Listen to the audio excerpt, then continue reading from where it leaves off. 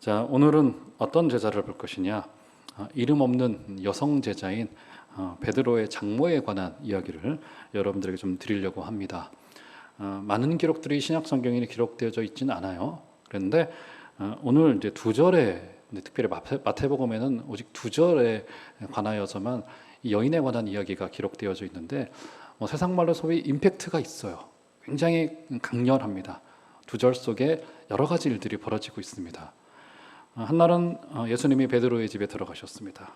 거기 가서 보았더니 베드로의 장모가 열병으로 앓아누워져 있는 거예요.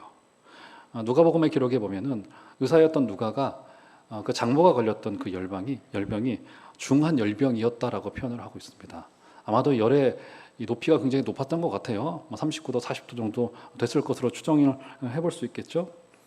여러분, 사람의 몸에서 열이 오른다라고 하는 것은 굉장히 기본적이면서도 중요한 지표 아니겠습니까? 그렇죠? 몸이 안 좋아지면 바로 몸에서 열이 나기 시작을 하고 안 좋아지고 정신이 혼미해지고 이런 상황이 되어지는 건데, 지금 이 여인은 중한 열병으로 지금 고생을 하고 있었던 상황이었습니다.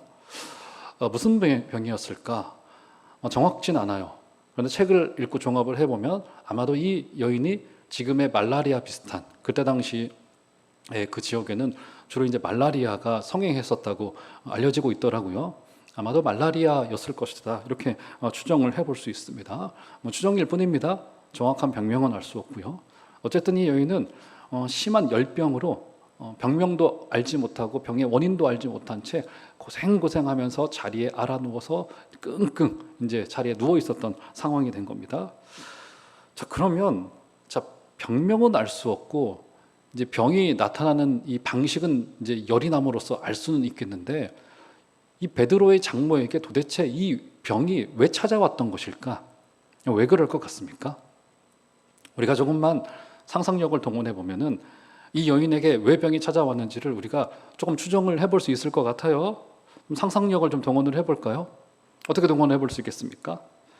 지금 자신의 사위인 베드로가 어떤 사람입니까? 그 가정을 책임져 줘야 되는 사람이에요. 근데 어느 한날 별 것 없는 한 젊은이를 만나더니 자신의 사위가 해가닥 돌아버린 겁니다. 잘 다니고 있던 직장을 다 때려치고 저 오늘부터 신학교 들어가겠습니다, 이런 상황이 된 거예요. 여러분, 어떻게 되겠습니까? 지금 어부로서 열심히 물고기를 잡아서 가족을 부양하고 자신의 딸을 책임지고 자녀들을 책임져야 되는 위치에 있었던 가장이 어느 한날 은혜를 받았다고 떠들고 다니면서 나 직장 그만두겠소, 이제 나 총신대 들어가려고 공부 시작했고 나 이제 신학교에 입학해서 전도사, 강도사, 목사 되려고 하고 가정 앞에 딱 선언을 해놓은 거예요. 여러분, 이것을 들었을 때 어떤 생각이 들었을까요? 그 장모의 입장에서는 지금 이 딸의 생활과 딸의 생존이 걸려있는 문제가 걸려있기 때문에 기가 막힐 노릇이었겠죠. 아니, 딸을 사위에게 맡겨놓았더니 생활을 해주기는커녕 지금 어느 한날 갑자기 한 젊은이를 따라서 예수운동 하겠다고, 복음운동 하겠다고 길을 따라 나서고 집에도 잘 들어오지 않고 이런 상황이 벌어지게 되었으니 장모의 입장에서 어떤 마음이 들겠습니까? 여러분, 이런 상황이 되면은 병이 나겠습니까? 안 나겠습니까?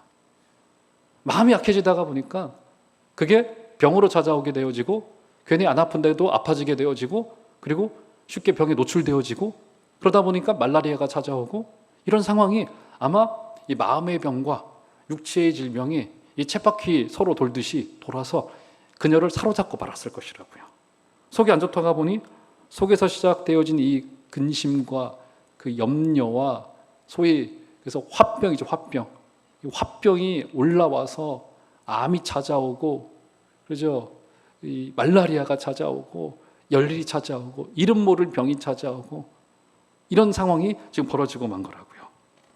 자, 그래서 우리 주님께서는 이제 이 여인을 찾아가십니다. 자, 14절 보시면 이렇게 말해요. 보실까요? 예수께서 베드로의 집에 들어가서, 어떻게 된 겁니까? 우리로 말하자면 우리 주님께서 지금 신방으로 찾아 들어가신 거예요. 신방으로. 맞죠, 여러분? 신방으로 찾아 들어간 겁니다. 이게 예수님의 신방이에요. 예수님의 신방. 참, 우리 주님께서도 물론 이제 몇 주 전에는 우리 주님께서는 가라, 내가 집까지 갈 필요 없고 가면은 나아 있을 것이다 라고 때로는 그의 믿음을 위해서 예외적으로 주님께서 그렇게 고치시는 사례도 있지만 많은 경우는 오늘 주님께서는 집을 찾아가시고 그의 손을 만져주시고 손을 만져서 일으켜주시는 역사를 하신단 말이죠. 주님께서는 어떻게 하시는 겁니까? 우리의 그 약함의 현장, 우리의 그 고통의 현장, 우리의 그 연약함의 그 현장의 한가운데로 오세요. 믿으시기를 바랍니다. 지금 우리가 서 있는 자리는 내가 홀로 서 있는 자리가 아니에요. 물론 제가 이제 일부 예배 때는 우리 송 집사님하고 같이 이제 대화를 잠깐 나누고 또 기도하고 올라왔지만, 제가 항상 목양실 문고리를 잡을 때 하나님의 말씀을 대언해야 되는 사람인데 인간적으로도 부족하고 하나님의 말씀을 홀로 감당할 수는 없는 거 아니겠습니까? 늘 문고리를 잡고, 어떤 선배가 늘 그렇게 기도했다고 하시길래 저도 우리 교회 오면서부터는 그 기도를 잊지 않고 하려고 노력해요. 문고리를 딱 잡고, 주님 앞장서시죠. 앞장서시죠. 주님이 말씀하셔야죠. 예배의 인도자고, 이 예배가 우리 성도님들 어떤 분에게는 생사가 걸린 문제인데, 생사가 걸린 문제이고, 여러분 그리고요, 저도요, 여기 서 있는 저도 조금 극단의 표현을 쓰자면 저도 목숨 걸고 왔습니다. 우리 교회 올 때는. 저도 우리 교회 올 때는, 목사가 되고자 했을 때는 어쨌든 세상에 조금 잘나고 좋은 것들은 다소 좀 포기되어야 될 거 아니겠습니까? 근데 서울 시내는 주위에 이런 것들이 늘 널려 있어요. 그런데 말씀에 집중해야 되고 말씀에 몰입해야 될 때는 그런 것들이 방해가 될 경우들이 너무 많습니다. 어떤 게 필요합니까? 우리 하나님의 임재가 필요해요. 근데 오늘 주님께서는 베드로의 그 약한 현장으로 오세요. 할렐루야. 여러분이 일하시는 그 현장에, 여러분의 그 가정의 그 현장에, 특별히 여러분들이 간절히 간구하고 있는 그 현장에 우리 주님 잊지 아니하시고 늘 찾아오시는, 임재하시는 하나님이신 것을 믿으시는 은혜가 있기를 주의 이름으로 축원합니다. 가정의 큰 대소사를 앞에 두시고 하나님의 임재를 삼으세요. 여러분, 하나님을 우리가 밀어낼 뿐입니다. 여러분, 사람은 가만히 두면요, 어떻게 해서든지 하나님을 가까이 하지 않으려고 하는 속성이 있습니다. 어떻게 해서든지 멀어지려고 합니다. 이건 정확해요. 죄성을 가지고 있는 우리들이기 때문에 가만히 있으면 하나님과 가까워지는 일은 절대로 존재하지 않습니다.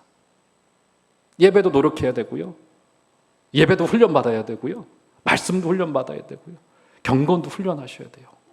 그래서 우리 교회가 향후 몇 년 후 이 시간을 거치면서 훈련하는 교회로, 말씀을 보는 훈련, 홀로 말씀을 읽고서 잘 관찰하고 해석하고 적용하고 하는 훈련들을 우리가 충분히 해가고, 교회를 섬기는 우리의 태도와 자세도 다 하나씩 좀 다 가다듬고 하는 훈련들이 우리에게 필요하고, 이것은 평생에 걸친 훈련일 거예요. 사랑하는 여러분, 우리 하나님의, 예수님의 신방이 베드로의 가정에 임하고 베드로의 장모의 가정에 임할 때 주님이 그의 손을 만져주시고 일으켜주시고, 그리고 끝내 그를 수종드는 자로까지 만들어주셨던 것처럼 하나님의 임재를 사모하여 주시는 우리 일부 성도들 다 되시기를 주의 이름으로 축원합니다.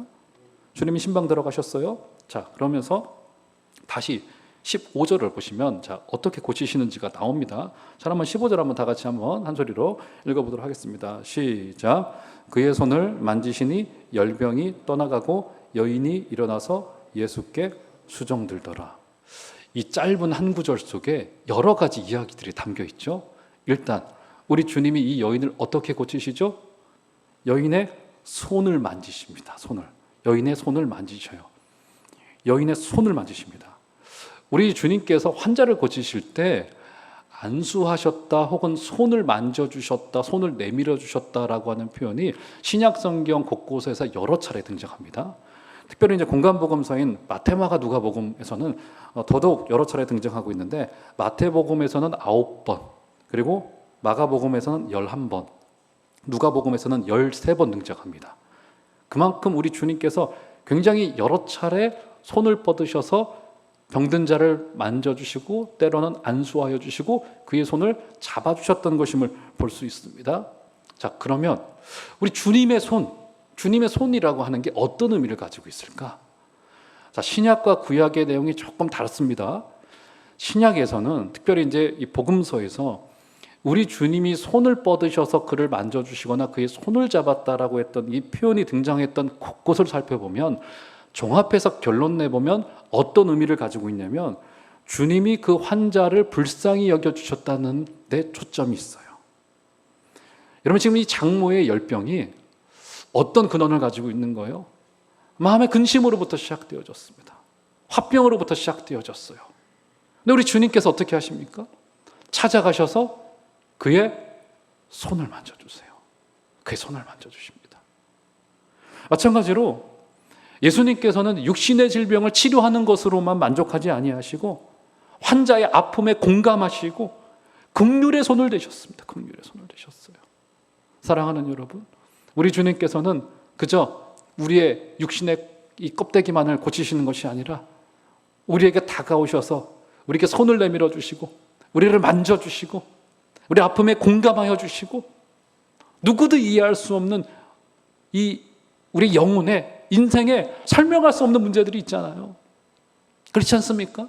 누구에게도 이것을 설명하려고 하면 복잡하기도 하고 이 때로는 원통한 마음, 억울한 마음, 내 아픔의 근원들 누구에게도 설명 못해요. 가족에게도 설명하기 힘듭니다. 그런데 우리 주님은 다가오셔서 우리 아픔을 공감하여 주시고 우리를 치료해 주시는 하나님이세요.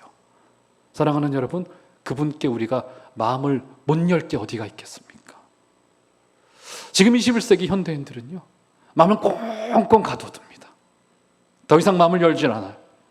내 감정을 들키기도 싫고 다른 사람의 감정은 더더욱 공감하는 것은 이제 더더욱 영원한 일이 되고 말았습니다. 이것을 좋은 말로 하면 개인주의요, 나쁜 말로 하면은 종말의 가장 적극적인 표시라고도 말할 수 있을 것 같아요. 자기를 사랑하고 다른 사람의 아픔에 공감되기 너무 힘든, 이해도 됩니다. 본인의 삶이 팍팍하기 때문에.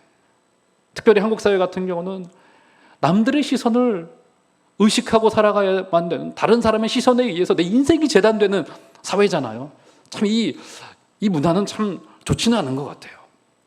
그러다 보니 감정을 숨기려 하고 약함을 가리려고 하고 하는 것들이 굉장히 많이 있는데, 우리 주님은 다가오셔서 때로는 우리 어깨 너머로 우리의 아픔을 보기를 원하세요. 우리의 마음을 열어놓기를 원하십니다. 사랑하는 여러분, 그때 우리 주님에게 여러분의 마음을 열어드리시고 공감하게 되시는 복된 은혜가 있으시기를 주의 이름으로 축원합니다. 거절하지 마시고, 내 마음속에 혹시 주님께서 특별한 때, 그럴 때가 있어요. 너 좀 기도 좀 해야 되겠다. 예배 자리 좀 더 오자. 너 한번 새벽에 제단을 한번 쌓아보자. 좀 헌신해보자. 는 마음의 충동을 우리 하나님께서 주실 때, 그 마음 거절하지 마시고 우리 주님이 주신 마음인 줄 아시고 헌신하여 주시고 주와 교제하여 주시는 우리 복된 은혜가 다 있으시기를 주의 이름으로 축원합니다. 신약 성경에서 예수님의 손은 긍휼, 불쌍히 여기심, 우리의 감정에 공감하여 주시고 만져주시고 환자의 아픔을 보듬어 주시는 것으로 우리가 이해할 수 있는 겁니다. 자, 그런데 구약의 내용은 조금 다르죠. 어떻게 다릅니까? 구약에서 여호와의 손이라고 할 때는 시간이 없으니까 찾아보진 않겠습니다. 여호와의 손이라고 할 때는, 하나님의 손이라고 할 때는 항상 무엇을 상징하냐면 이 권능을 상징합니다.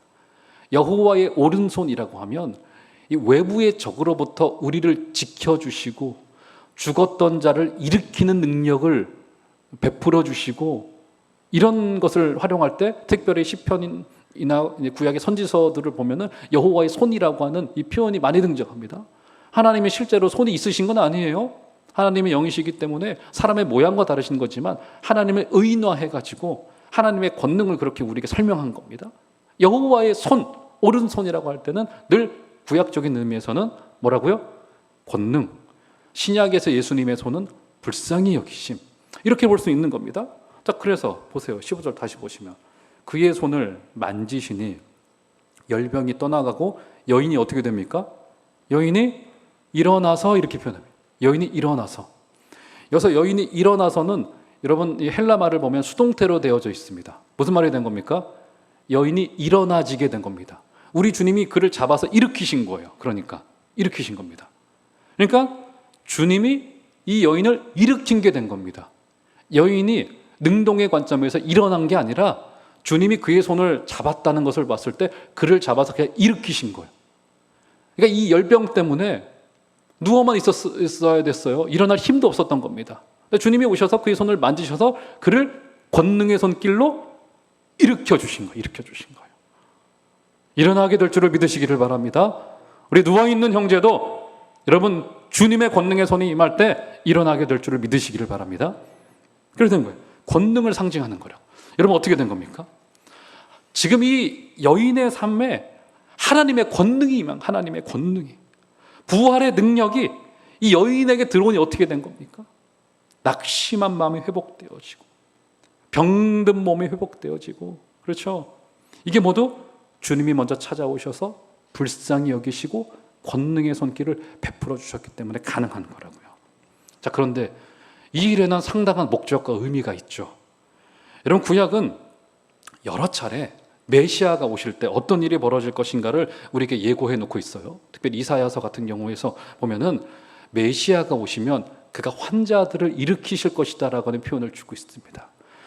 그러니까 신약 시대 때 예수님이 환자와 이 병든 자를 고치신 사건은 그 한 개인을 고쳤다는 데도 의미가 있지만 그것보다 더 중요한 그 목적과 의미가 뭐냐면 그가 메시아라고 하는 사실을 알려주신 것이고요. 그리고 메시아가 오실 때 일어날 일을 보여줌으로 말미암아 하나님의 권능이 임하고 하나님의 나라가 임하게 될 것이다 라고 표현해 놓고 있습니다.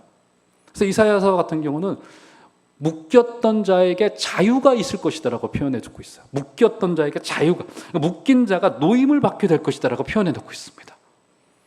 지금 이 열병에 묶여있던 이 여인이 주님의 권능의 손길이 임하자 일어나게 된 거라고요. 이것은 주님이 메시아라고 하는 사실을 우리에게 보여주신 증언의 사건인 거고요.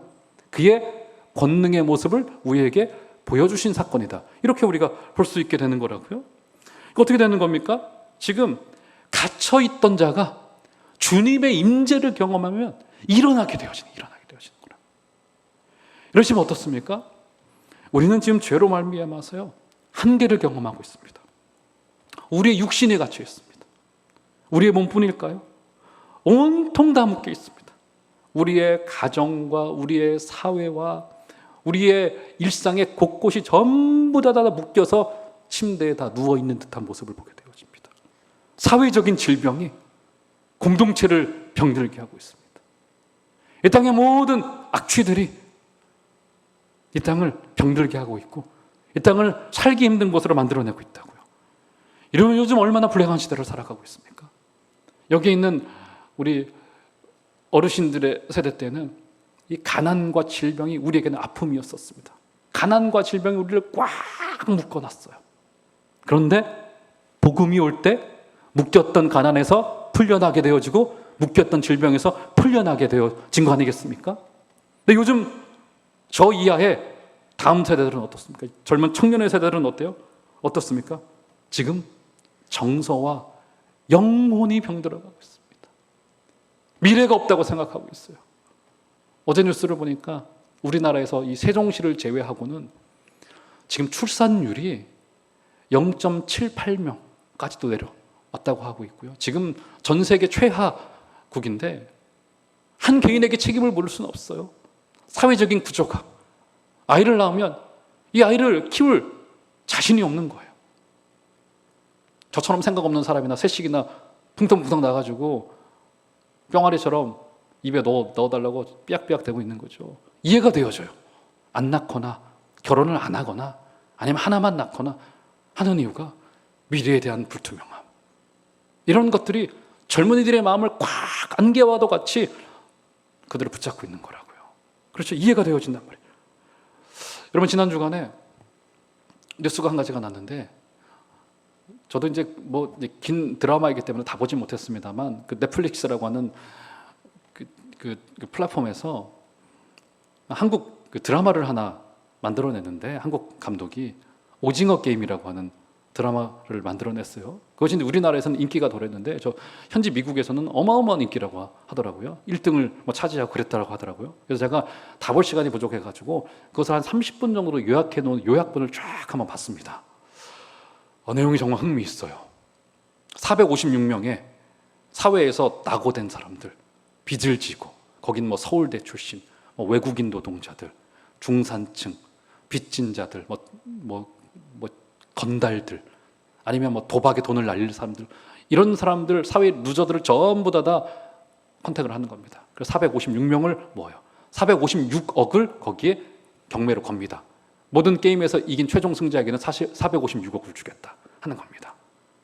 그 456명을 한 공간에 모아요. 한 섬에 모아요. 그리고 거기서 게임을 시킵니다. 그 사람들 거기에 들어올 수밖에 없어요. 왜요? 그 넓은 사회에 있지만 어떻게 되는 겁니까? 묶여 있어요. 인생을 실패합니다. 지금 우리 사회와 이 지구촌을 정확히 진단한 사람들이 그 내용에 공감이 되기 때문에 거기에 열광하는 거 아니겠습니까? 빈부의 격차, 양극화의 문제, 그렇죠? 부동산 문제, 이런 내용들이 그 드라마 속에 녹여져 있더라고요. 어떻게 되는 겁니까? 다 묶여져 있습니다. 사랑하는 여러분, 예수님의 통치와 다스림이 임하면 묶였던 것에서 노임받게 되어지고, 사회적인 질병에서 노임받게 되어지는, 하나님의 나라가 임하게 되어지는 은혜가 있을 것을 기대하여 주시는 여러분들 다 되시기를 주 이름으로 축원합니다. 두려워하지 마시고 하나님의 은혜를 경험하여 주시는 여러분들 다 되어 주시기를 꼭 부탁을 드리겠습니다. 자, 그러자 시몬의 장모가 병들었다가 이제 회복이 되어지자 어떻게 되어지냐면, 자, 15절 후반절을 보시면 한번 눈을 더 보시겠어요? 성경에 이렇게 말합니다. 그의 손을 만지시니 열병이 떠나가고 여인이 일어나서 예수께 어떻게 했다고요? 수종들더라. 예수께 수종들더라, 이렇게 이야기를 합니다. 예수께 수종들더라. 이 말이 그래서 아마도 예수님 뭐 집에 오셨으니까 예수님께 뭐 차 한 잔 대접해드렸고 식사 대접을 해드렸겠구나, 이런 생각으로 읽혀지기 쉬운데, 그래서 수종들다는 후에 바울 서신서에서 이 수종들다라고 하는 표현에서 어떤 단어가 파송되어지냐면 집사라고 하는 단어가 파송되어집니다. 집사라고 하는 단어가 파송되어져요. 어떻게 되는 겁니까? 마음과 몸에 병들었던 여인이 고침받고 일어나게 되자 놀랍게도 예수와 예수의 공동체를 섬기는 자로 변화되어진 겁니다. 그러니까 완전히 인생이 뒤집어지는 역사가 여기 일어나게 되어진 거예요. 뒤집어지는 역사가. 성경을 한 군데 한번 올려드릴게요. 마가복음 10장 45절을 보시면 이런 말이 등장합니다. 자, 한번 다 같이 한번 한 소리를 읽어볼까요? 읽겠습니다. 시작. 인자가 온 것은 섬김을 받으려 함이 아니라 도리어 섬기려 하고 자기 목숨을 많은 사람의 대속물로 주려 함이니라. 여러분 그대로 스크린에 띄워줘 보시면 한번 눈으로 한번 스크린에 더 보시겠어요? 우리 주님이 오신 목적을 뭐라고 이야기를 합니까? 섬기기 위하여서. 심지어는 주님의 대속적인 죽음을 섬김이라고까지 이야기를 합니다. 여러분, 우리가 만약에 변화되고 회복되어지고 주님의 권능의 느낌을, 권능의 그 임재를 우리가 경험을 했다면 자연스럽게 이어지는 결과가 뭐냐면 우리를, 하나님의 나라를, 사람을, 이웃을 섬기는 자로 우리로 만들어가길 원하시는 거라고요. 그러니까 예수님이 오신 목적조차도 섬김이라고 이야기를 합니다. 섬김이라고. 심지어 주님의 죽으심조차도 그것을 일종의 섬김이라고 이야기를 해놓고 있습니다. 그러니까 은혜 받은 교회는 본질상 섬김의 공동체일 수밖에 없습니다. 그러니까 시몬의 장모가 병에서 노임받은 것은 본질상 일종의 그림 언어라고 말씀드렸죠. 뭡니까? 메시아가 오시는 증언의 일종인 거고 메시아의 권능이 임한 증언의 일종인 거라고요. 그런데 이렇게 하나님의 다스림을 받는다는 것은 여러분 결코 추상적인 느낌이 아니에요. 뭡니까? 예수님의 다스림과 통치가 있는 곳에는 자연스럽게 어떤 것이 따라올 수밖에 없냐면 교회의 섬김, 그렇죠? 은혜의 공동체는 변화되고 회복되어져서 섬기게 되는 자리까지 우리를 부르시고 있다라고 하는 사실입니다. 믿음의 실제가 뭐냐? 바로 교회의 섬김이라고 하는 거예요. 저와 여러분들의 섬김이라고 하는 사실인 겁니다. 그래서 하나님의 나라가 임하면 섬기는 자로 변화되어지는 모습으로 일어나게 되어질 수밖에 없다라고 하는 사실입니다. 그래서 병이 고침받고 묶였던 경제적인 문제가 해결되어지면 여러분 어떤 사인인 겁니까? 하나님의 나라가 임했다는 사인이에요. 그러면 그것을 받아 누리고 나도 차고 살아가는 것이 아니라는 겁니다. 우리 하나님께서 때로는 사업을 잘 되게 하셔서 돈을 벌게 하시고 자녀들이 출세하게 하시고, 그렇죠? 예상치 못한 은혜를 받게 하시고 했을 때는 여러분 뭐 하라고 하는 겁니까? 저기 대장동에 가서 더 큰 곳에 투자하고 내 배만 불리고 내가 원하는 대로만 살아가고, 이게 아닌 거잖아요, 여러분. 뭡니까? 그런 하나님의 나라와 하나님의 회복과 치유와 하나님의 풍족함의 은혜가 내게 임했다면 우리를 어디로 가라는 겁니까? 낮은 곳으로 가서 섬기는 자가 되어지고, 그것을 변화시키는 자로 미랄로 쓰임받게 되어지고 하는 것으로 우리를 부르시고 계신 것이라고요. 어떤 사람들은요, 태어날 때부터 금수저를 물었어요. 탁월한 머리를 가졌습니다. 공부가 제일 쉬웠어요. S대를 들어가고 좋은 기업에 들어가서 억대의 연봉을 받아서 풍족히 누릴 수 있는 여유가 생겨졌단 말이죠. 그러면 우리가 믿음을 가진 자라고 한다면 어떤 걸 보아야 됩니까? 더 높은 자리로 가서 더 음식을 먹고 더 넓은 차를 타고 더 넓은 집에서 건물을 소유하게 되고, 이게 아니라 우리로 하여금 뭡니까? 주신 자원을 가지고 섬기는 자리로 가서 거기서 미랄이 되어지고, 거기서 예수께 수종들더라 말했던 이 여인처럼 우리로 섬기는 자로 변화되어지도록, 우리로 좋은 아버지 만나서 좋은 부모 만나서 좋은 자녀 만나서 영화를 누리게 했다면 우리로 섬기는 자리로 가라고 우리를 부르시고 있다는 사실이 분명합니다.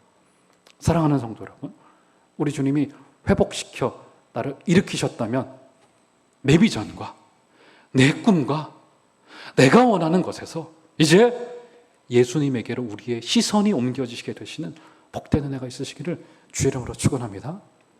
제가 한 분을 여러분들께 소개를 좀 해드리고 오늘 말씀을 좀 마치도록 하겠습니다. 아마 여기 계신 분들 중에 대부분은 저기 합정동에 있는 양화진 묘지에 가보신 분들이 계시리라 생각이 되어집니다. 아마 가보셨죠?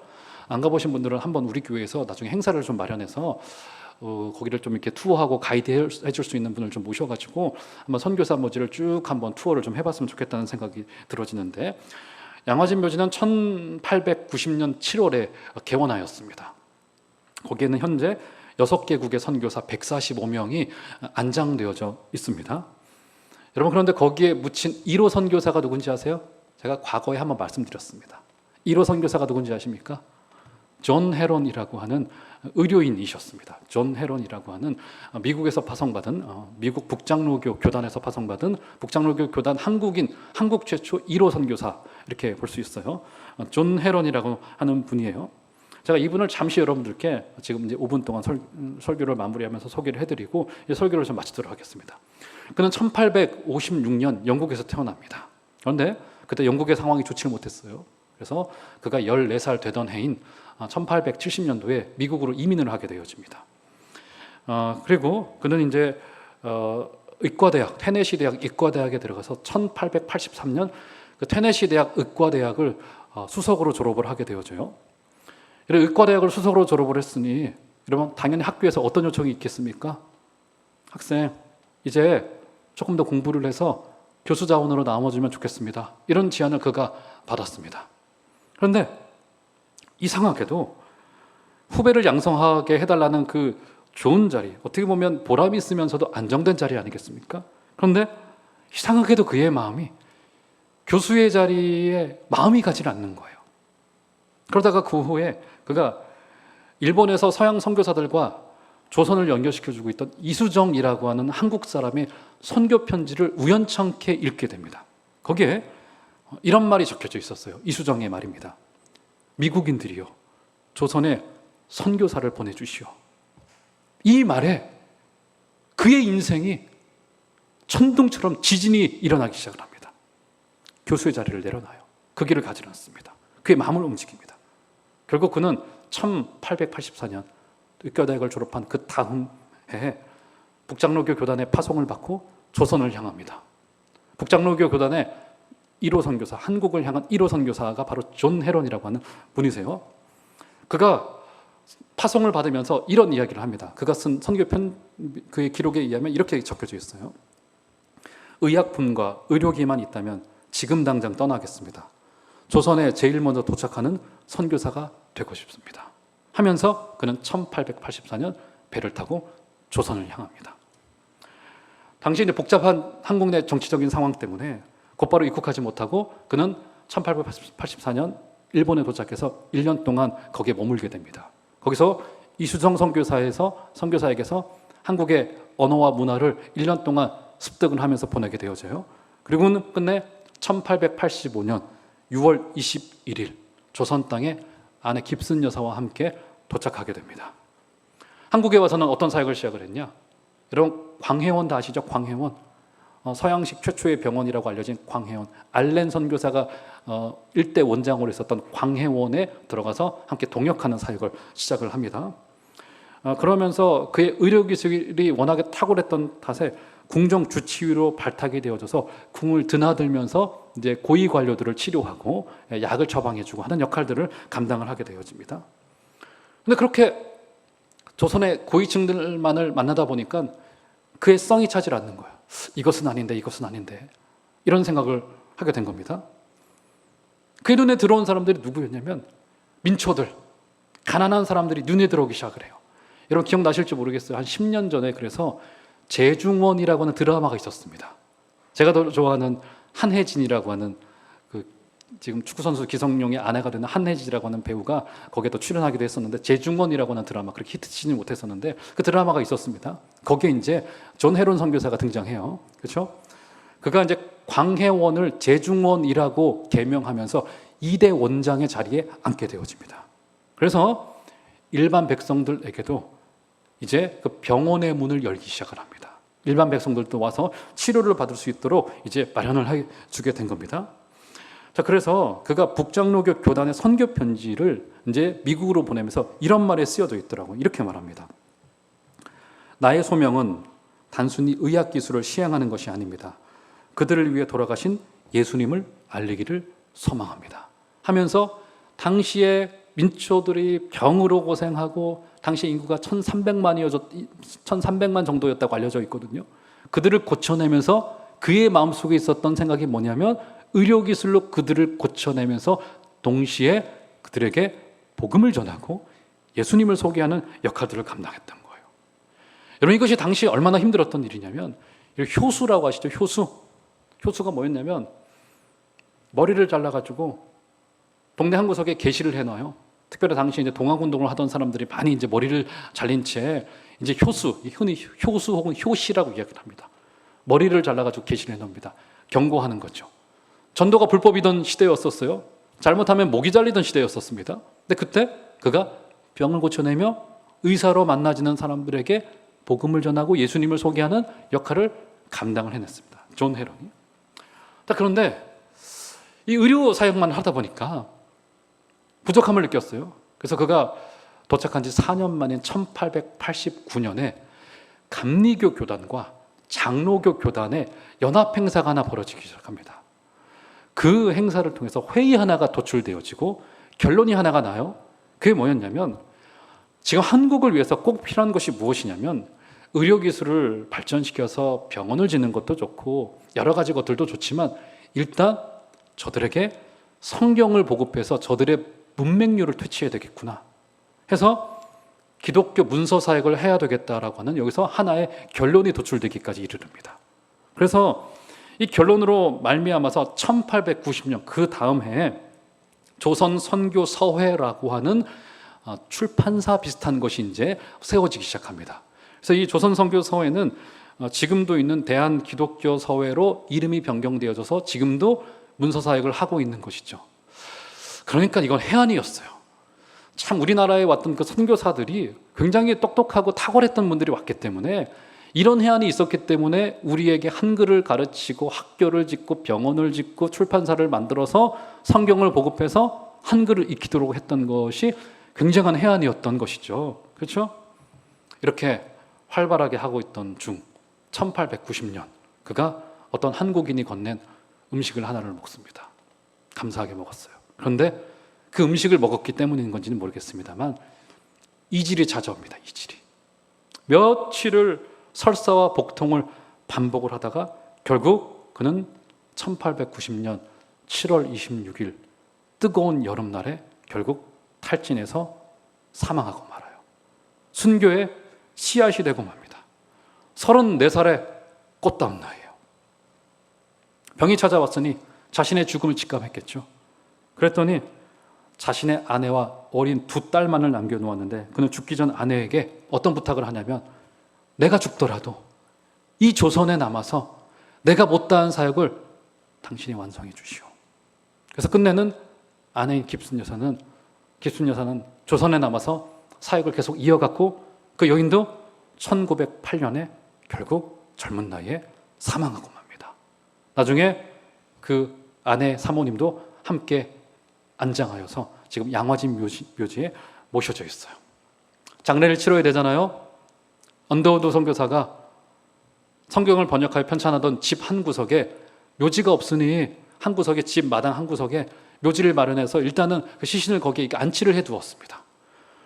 우리나라가 유교의 나라지 않습니까? 동네의 지방의 서생들이 난리를 친 겁니다. 이 시신을 절대로 집안에 둘 수 없다. 우리 같은 경우는 집안이나 이 교회에 시신을 안치해 두는 문화가 아니지 않습니까? 그런데 서양만 하더라도 교회 마당에 이제 묘지들이 많이 있어요. 우리로 말하자면 이 앞마당에 묘지들을 많이 만들어 놓습니다. 근데 우리는 뭐 난리가 나죠. 이게 뭐 이제 혐오 시설이라고 해서. 근데 그때 당시에 문화는 더더욱 그랬겠죠. 며칠을 하루 이틀을 두었더니 서생들이 난리를 친 겁니다. 여기에 묘지를 팔 수 없다는 거예요. 그래서 7월의 폭염 아래 헤론의 이 시신은 금방 부패하여서 역사의 기록을 보면 온 동네에 시신 썩는 냄새가 진동하였다고 역사가 기록해 놓고 있습니다. 어떻게 되는 겁니까? 시신을 밀봉한 후에 이 알렌 선교사가 조선 정부와 담판을 줘서 현재 양화진 묘지의 자리에 이제 안장을 하겠다라고 하는 허락을 받아서 1890년도에 7월에 안치한 것이 양화진 묘지의 시작이 되어졌고 그는 1호 안치된 선교사가 되어졌습니다. 젊은 나이에 부름받아 한국에 온 지 5년이 되지 않아 죽음을 맞이했는데 죽음 이후에도 그는 한국인들로부터 푸대접을 받았습니다. 그런데 그의 죽음은 지금 한국교회 부흥의 밑거름이요 순교의 씨앗이 되어져서 지금 그 은혜와 열매를 우리가 받아 누리고 있는 상황이 되어진 겁니다. 그의 편지의 중 한 대목을 제가 마지막으로 읽어드리도록 하겠습니다. 그리스도를 위해 조선을 얻는다는 희망이 없다면 나는 하루도 살지 않을 것입니다. 한 번 사는 인생. 그는 섬기다가 34살의 젊은 나이에 섬김의 모범으로 순교의 씨앗으로 하나님께 바쳐진 바 되어졌습니다. 사랑하는 성도 여러분, 한 번 사는 인생, 우리 주님을 위하여서 더 좋은 것을, 더 기름진 것을, 더 넓은 것을 위해서가 아니라 나에게 건강을 줬고 물질을 줬고 나에게 여유 있는 것을 주었다면 하나님의 나라를 위해서 섬겨주시는 자리, 수종드는 자리까지 가게 되어지시는 복되는 애들이 다 있어지시는 여러분들 되시기를 주의 이름으로 축원합니다.